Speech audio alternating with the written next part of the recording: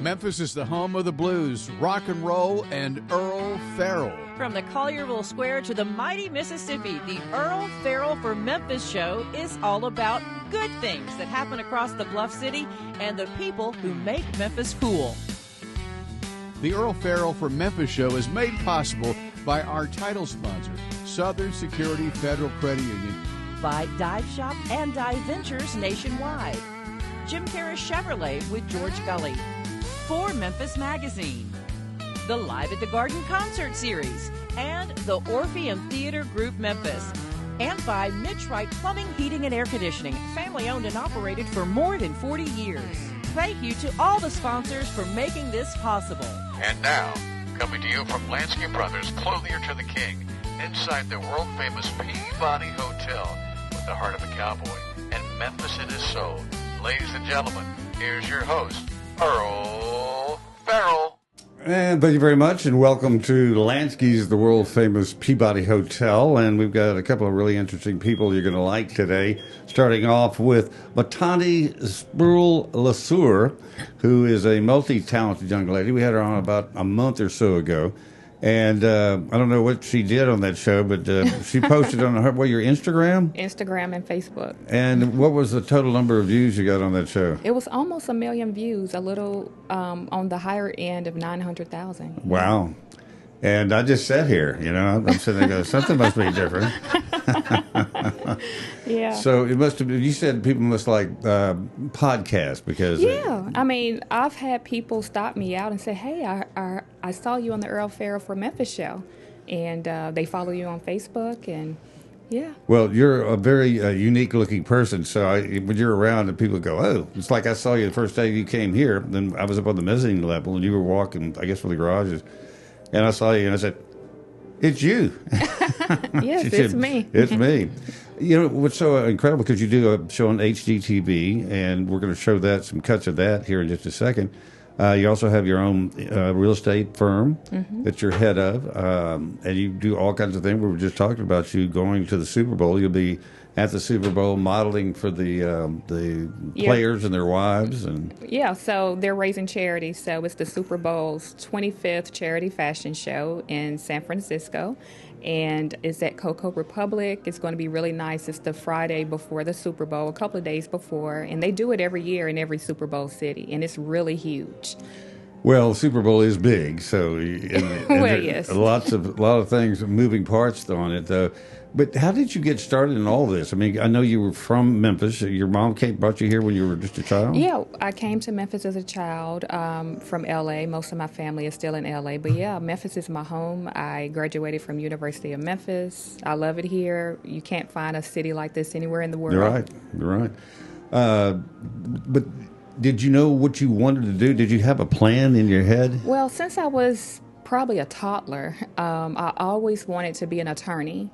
And my mother, she modeled, so of course she instilled that in me, but I really wanted to be an attorney. You would see me on my kindergarten pictures with a briefcase. And I was always writing contracts.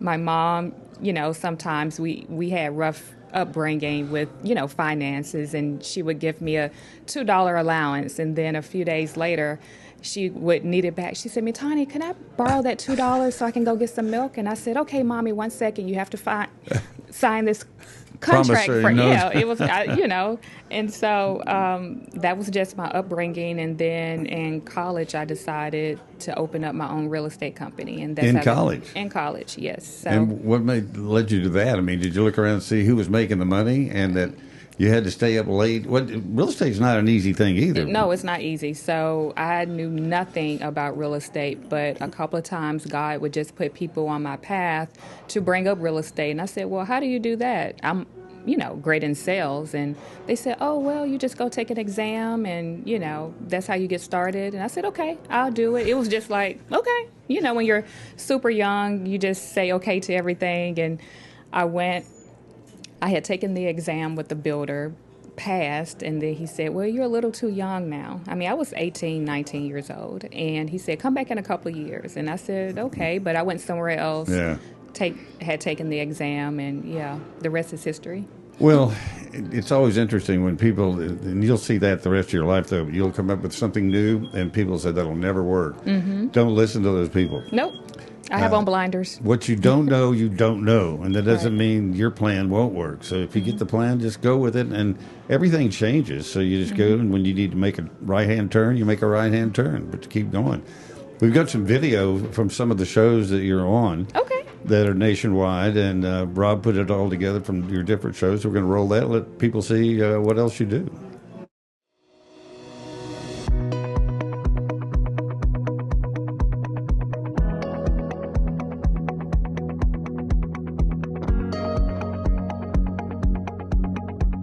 Welcome to Memphis, the city with innovation and creativity. I'm Mitanni Spruill LeSueur with ADTV. Memphis is more than a city.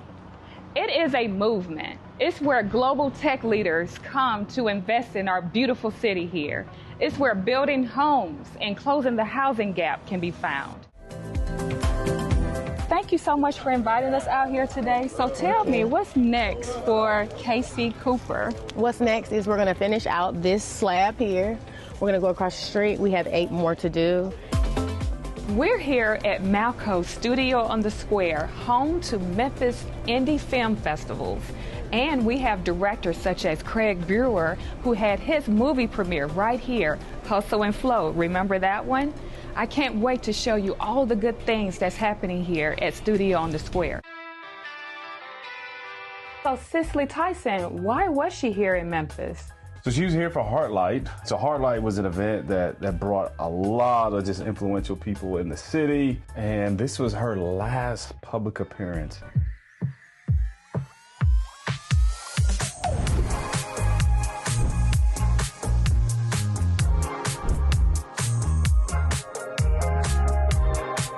We're here in the beautiful East, Tennessee, and we're going to tour this beautiful home with 6 bedrooms, 6 baths, a beautiful outdoor fireplace, over 300 square feet of terrace space. Come with me and let me show you what East, Tennessee has to offer. When your wellness feels this good, you can't help but to run towards it. We're here with another segment of American Dream TV, and this is our self-care episode. Come with me and let's join some Pilates together.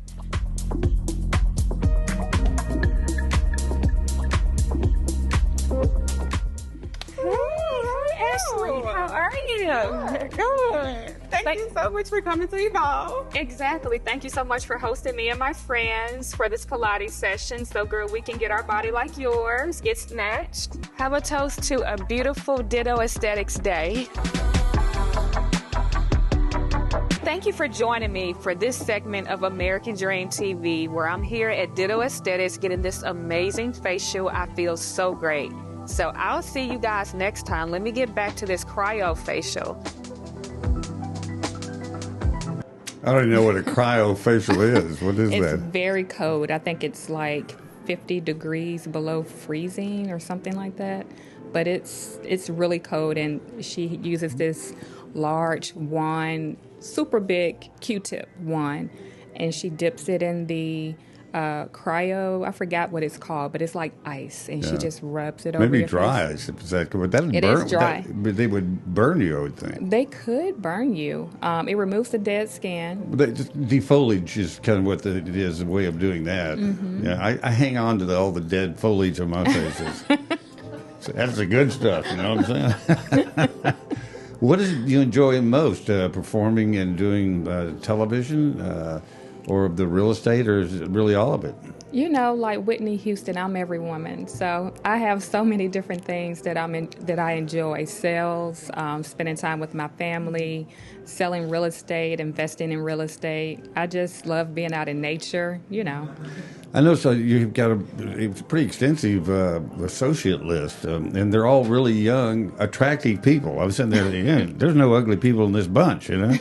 So did you hire all these people? Did they become attracted to what you're doing and want to be part of your organization? Yeah, so they would find us online. Usually they'll do a Google search. They'll go through a few real estate companies, and they say, oh, I like what she's talking about. Let me see, you know.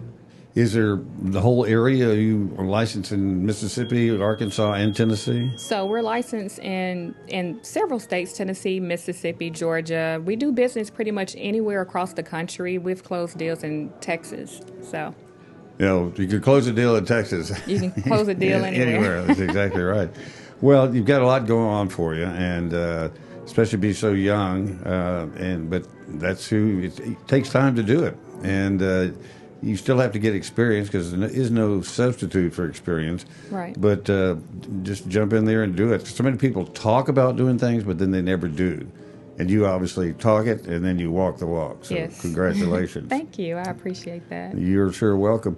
We've got Joe Mulherin coming on next. Thank you for coming by, and we'll have you back in and check on you and see what else you've started in the next few months. Thank you. I appreciate that. All right. Now here's some of our other sponsors. We'll be right back. Hi, this is Dawn Grader, President and CEO of Southern Security Federal Credit Union at our new headquarters here in Collierville, Tennessee, off by Hellier Road. We are the proud presenting sponsor of the Earle Farrell 4Memphis show and are looking forward to a great 2026 where some of the shows will be hosted from our new headquarters location here in Collierville. Hello, Memphis, Mid-South. And first, I'd like to thank you for visiting with Earle Farrell Memphis today. And we want to support him just like you do. I'm George Gully, one of the sales managers at Jim Carey Chevrolet. We've been in business here in Memphis for over 75 years. I've been associated with the company for almost 25. And I'll help you find the right car, truck, or SUV here at not only our Chevy store, but also Buick, GMC, Nissan, Subaru. We can help you find that right car. Keep watching Earl and come see me. Thanks so much. Hello, I'm Matt Dabney with Hilo Commercial Services. We sponsor the Earle Farrell 4Memphis show. They concentrate on positive things, and that's what we do also. Hi, I'm Mitch Wright. And I'm his son, Mickey. And we're the owners of Mitch Wright Plumbing, Heating, and Air. And proud sponsors of the Earle Farrell 4Memphis show. We're thankful to be part of the Memphis community. We've been in business for 42 years, taking care of people and loving the people of the Mid-South. Hi, this is Randy Wright from the Dive Shop and Dive Ventures in Memphis. We've been in Memphis over 64 years teaching people to dive, snorkel, and swim. We'd love to have you come join us and have some fun. We're also a part of the Dive Ventures group with 18 locations across the country, stretched from Phoenix to Vienna, Virginia. Please give us a call. We'll be able to take care of you at 999 South Yates in Memphis, or call us at 901-763-DIVE. Hi, I'm Brett Batterson, President and CEO of the Orpheum Theater Group in downtown Memphis. We are so pleased with our partnership with the Earle Farrell Show and very happy that he is broadcasting live from Lansky's at the historic Peabody Hotel. We're all here to make Memphis better.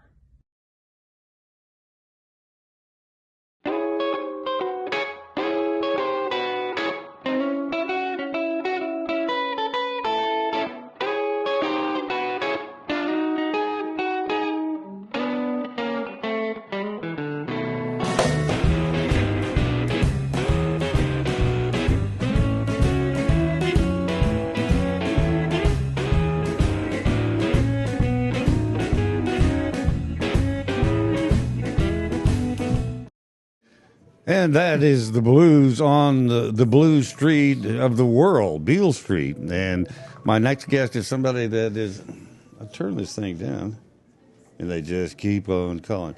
And he's going to be a judge going over later this afternoon, Joe Mulherin. And he's a freelance writer, he's a producer, he's a musician. What do you need? That's it. Yeah. What are you doing, and what do you need, and how much money do you have? I've known Joe since I moved here in 1978, and he's been everywhere.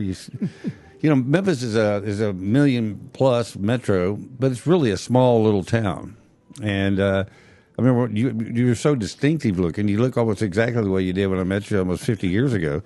You look like John Lennon then. You were saying earlier, as you've gotten older, the people that say who you look like has changed. Yeah. Yeah, I went from John Lennon to, especially when my hair was in a ponytail, to like George Carlin. And then about 5 or 6 years ago, I walked into a convenience store, and the lady behind the counter went, "It's Willie Nelson." Well, I've worked with Willie, and Willie's hits me about right here. Well, gravity took its toll on him as well. So, but he's a great guy, and musicians everywhere love him because he's just a regular guy. Oh yeah, he's a very, very bright and centered human being, I think. You know, Well, he's 80 something, right? Almost 90. 90. Wow. Well, he's one of the greats. I don't know how many times I've seen him. There's a guy here in Memphis named Milton, and he what's Milton? Milton Carroll, and he was a music minister out at Hope Church, and he tells these stories about being on the tour on the buses and going all over the world. Not on the bus; you have to stop at the coast. But he said sometimes I felt like we were going over the cliff on the coast. But he said life with Willie is great. Everybody's laid back. Oh yeah, nobody gets excited about anything. No, Willie is like. There's something very zen about Willie. I mean, Willie is like really is a person of almost no ego. Yeah. But great firmness about what he thinks is right. Yeah. His son is amazing. Oh, Lucas is like the last couple of times that I've seen him on some other shows, and he can sound just like his daddy, which is great. Speaking of great, this is a great week for Memphis. Oh yeah, the International Blues Challenge is like the largest blues competition in the world. And I judged the very first one when it was the National Blues Amateur Talent Contest in 1984. Wow. And it was amateur.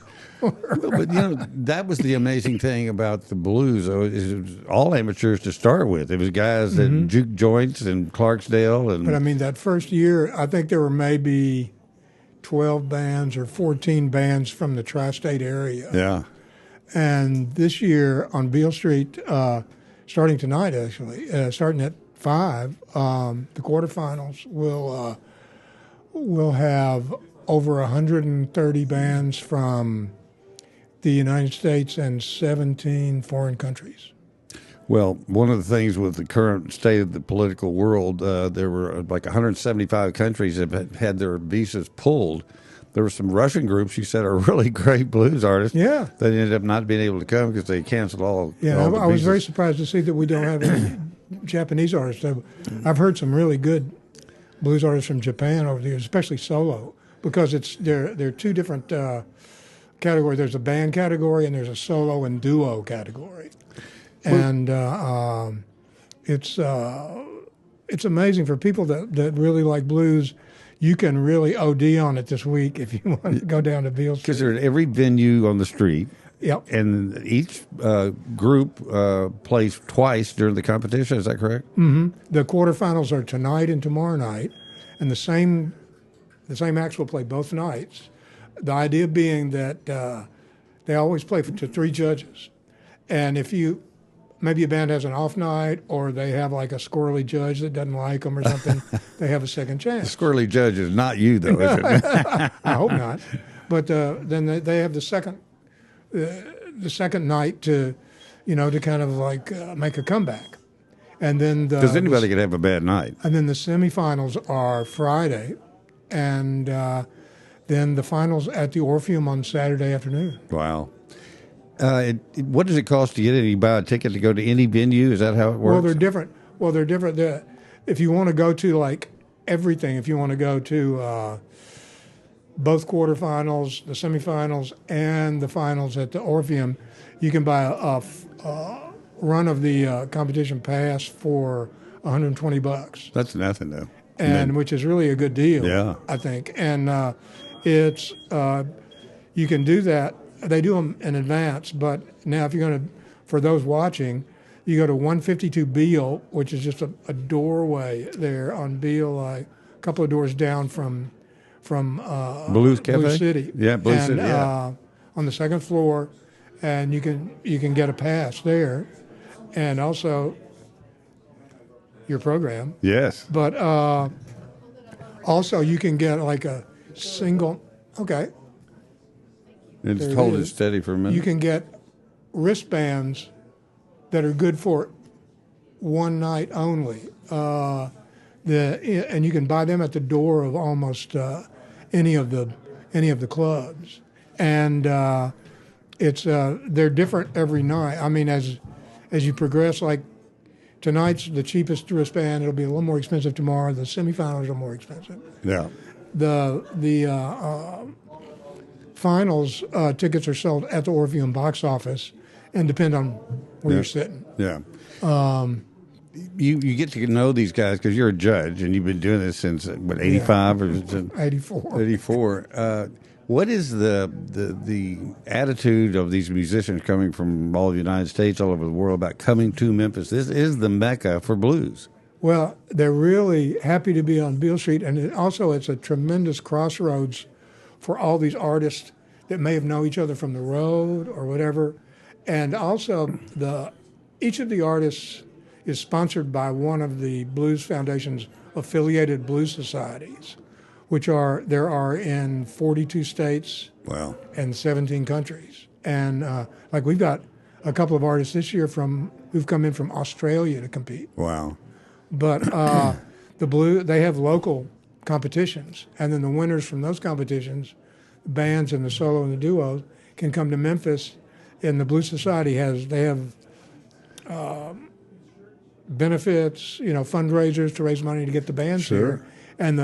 But a lot of the people, the members of the Blues Societies, out of their pockets come to support their home team. Is there like a best of, so the artists can vote on each other? Because they're as much admirers of other bands as somebody. They'll go around and hear different people, hear their folks, but there's not an artist best situation. It's really like a judge's deal. And also, there's on simultaneous with the semifinals on Friday, which begin at 6. The quarters today and tomorrow begin at 5. But there's a they call it a youth showcase, which really is it's a sort of a competition, but it's not quite as hardcore as for the older folks. It's for these are up and young coming artists under 21. Wow. But they have like a separate awards for them, and the top the winner of that will play on the finals and at the Orpheum. But it's there's some really. I was just thinking. I wrote these down. Like people that are blues fans would know the names Tommy Castro and Sean Costello, and of course the great Super Chicken from Clarksville. Yeah. And but they've all been contestants in the past. Grammy winner Susan Tedeschi, who's like, she and her husband's band is one of my favorite bands going right now, I think. She was in. I remember when Susan competed when she was like in her early 20s. And you said she wasn't even a finalist in that. No, she was a finalist, but she didn't win. She didn't win. But and also the great Memphis band Southern Avenue was a finalist 5 years ago, I think, 5 or 6 years ago. Do most of the artists try to see some of Memphis while they're here? Maybe go to Clarksdale or some of the places down the Blues Trail? They do. It's really a whole blues week. I mean, the daytimes are full of, for those that don't stay up until really, really late jamming, which does happen. There's a lot of people. Well, they come here. This is a once in a lifetime opportunity for them. And some really top pros will like be jamming with like some of the up and comers. Yeah. And it's by the time I've heard 6.5 hours of blues, though, I've got to have to go lie down. What is it that makes your ears perk up when somebody comes on stage? Because you've heard everything. Something fresh. Someone that has their own take on things. A lot of people do original material. In fact, we encourage that people do original material. And there's certain people. We've all gone to see folks play at back in the old days. You got here a little after the original Lafayette's days. But there's some people that just I always think of Minnie Riperton. Mm-hmm. When she and Richard, her husband, played Lafayette's, and she just glowed. She had so much fun and loved doing what she did so much that it changed the temperature in the room. Yeah. And there are artists we see every night in this competition that can do that. I mean, that'll really have that commitment and have that joy in what they do. Well, you got to love it, and it is contagious. You see, it totally changed the same crowd that heard three other groups, and all of a sudden somebody comes out, they go, wait a minute. I can remember a couple of years ago, like the very last act that went on. I mean, there were people there that had seen like 6 or 7 acts before that.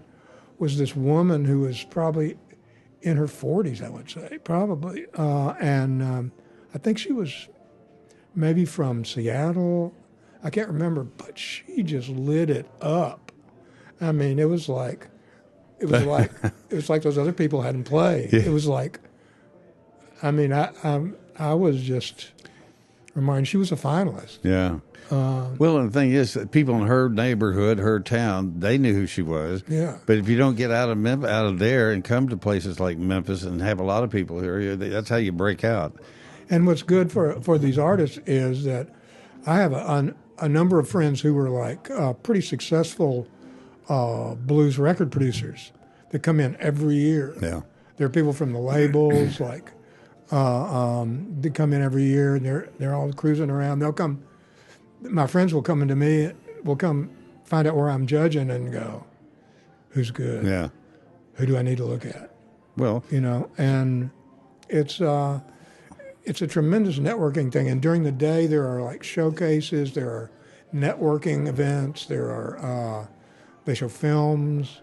It's like, it's easily like a 12 to 14 hour a day experience if you got the endurance. Well, it's no different than Sundance Film Festival, except this is just music. There it's film. This is nonstop bop blues. The younger people that are coming on, it seems to be really catching on among younger people, the blues. Well, what's wonderful to me is that like I said, it was very amateurish to begin with. And for a number of years, there was like, the percentage of really strong acts like increased. And now I can honestly say I haven't seen even a mediocre act in the last 6-7 years at least, and I've seen some people that could headline blues festivals if they were known. Do you see a loss of people can play the music, they're musicians, but people that actually entertain, and there is a difference between a show somebody puts on a show and somebody that just gets up and sings the words. And I really think some people they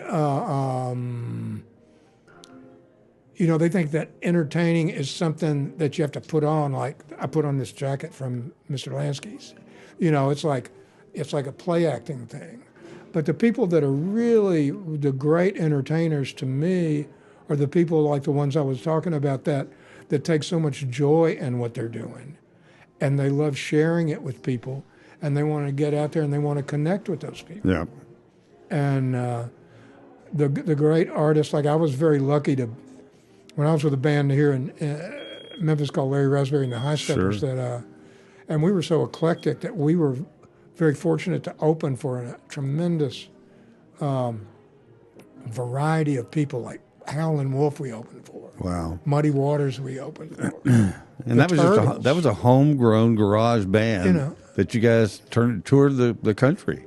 Yeah, well, we were like one of those almost bands, Well, weren't you on Bandstand?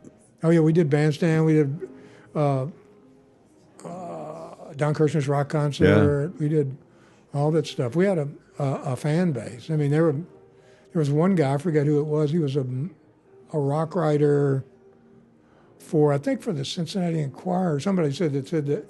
I remember he wrote a thing that said the two best live bands in America are Bruce Springsteen and Larry Raspberry and the Highsteppers. Well, for years, Larry would bring his band back for the Italian Fest and would perform there. This past year, I think he had some health problems, and when they would come home, he had some health problems, and Carol Sue had some health problems. Yeah, Carol Sue passed actually last year, but it's and watching those. We opened for talking about entertainers. Howlin' Wolf was like 6 months from dying from kidney failure. Wow. He played 4 nights, and he'd start out in a chair, and play and stuff. By the end of every one of those shows, 2 shows a night, he was up out of that chair. The young Howlin' Wolf was prowling up and down that stage, making eye contact with those people at those front spaces. You know, the women were coming up to the stage, and he was 65 or something, and obviously not. He went to dialysis twice that week. Yeah, but by the end of the show, man, he was like that. Those people left. Well, I mean that generation. I worked with Jackie Wilson. Sure. The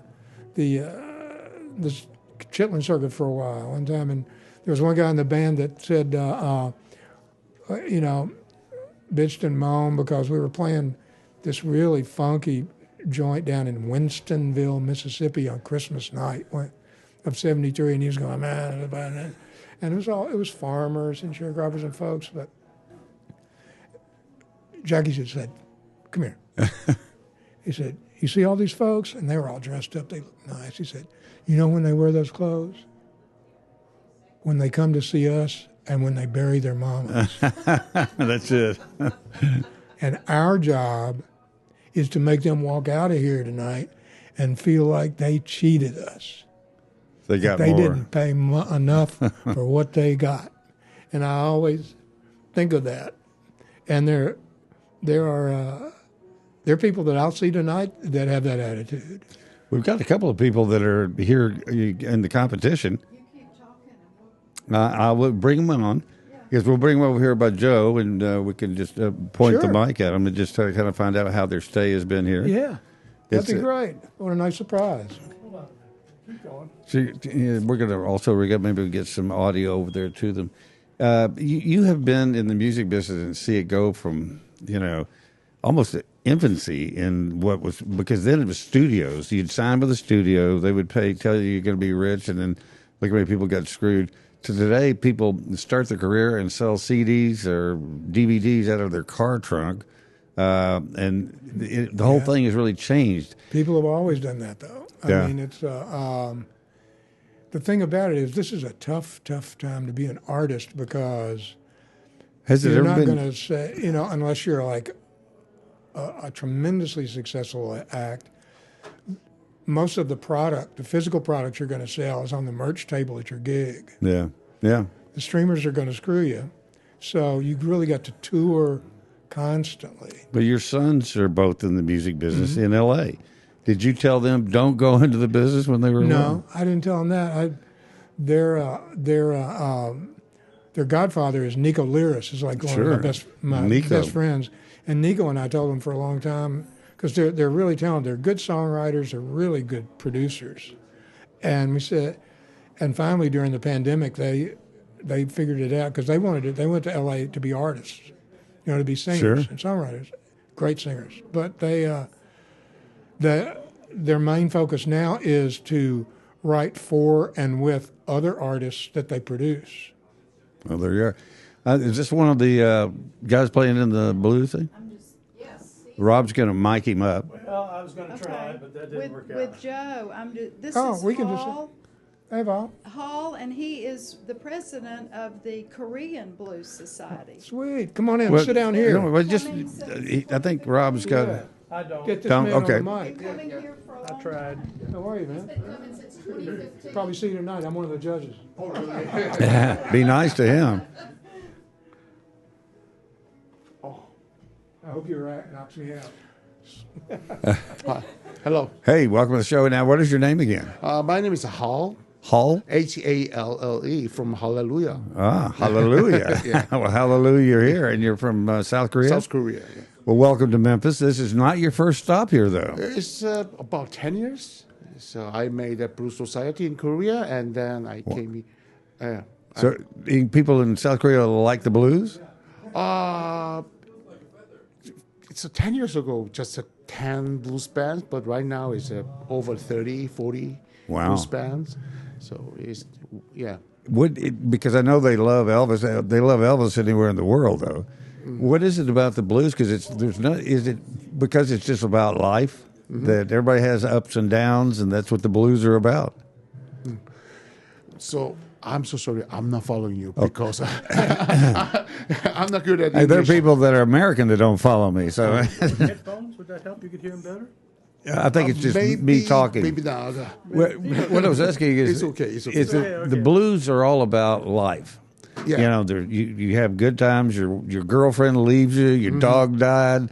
You know, and it's about you're singing about the things that happen in life, which that transcends all language. I mean, people in South Korea go through the same kind of experiences of life.